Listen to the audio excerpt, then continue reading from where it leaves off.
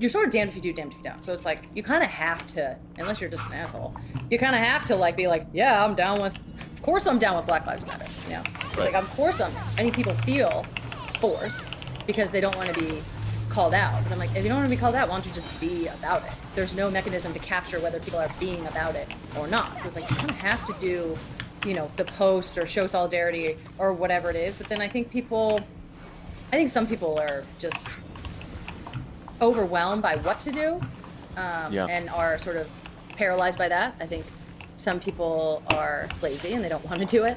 I think like it does take work, and it is something that takes a lot of effort to be a meaningful part of a movement. It like takes self-education and spending your time or your resources or whatever it may be. I think some people don't want to do that.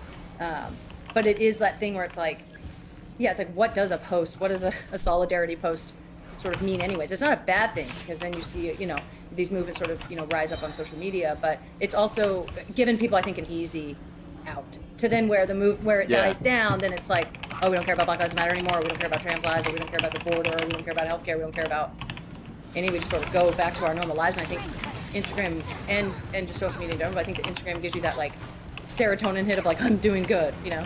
And it's like, only you really know if you're like doing good or not. And that's the interesting part.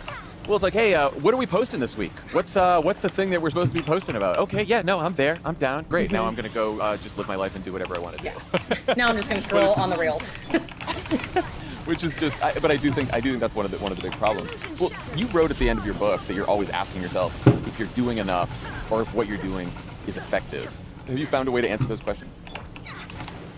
Not really. Because I think the answer is we could really just all be doing, you know, a lot more. But also, I think people get paralyzed by the fact that if you haven't like quit your job and you're not just like knocking on doors all day long, then you're not doing anything. And so what's the point? Because I'm not going to do that. So like, what's the point of doing anything? And then you just end up doing nothing.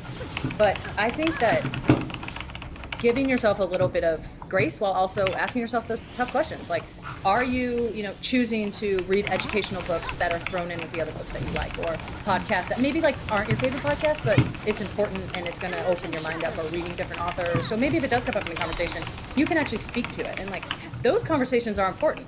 And, you know, with your family or with your friends or your coworkers, like sometimes people think you have to do this big action to be like doing work in the world. And sometimes it is just being educated enough to be like, this is where I got this information, and you can help to sort of change the conversation or guide the conversation in a different way.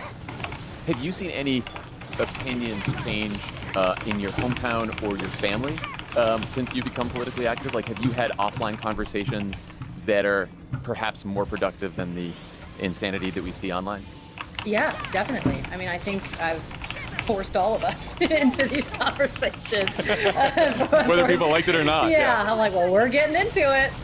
Yeah, I think I really have. And I think, you know, over the course of the last, you know, 5 years,